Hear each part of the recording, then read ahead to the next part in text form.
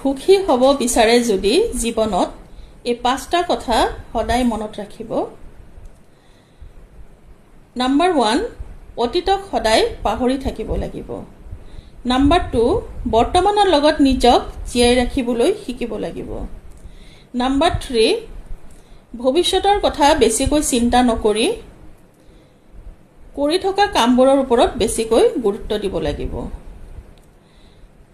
number 4,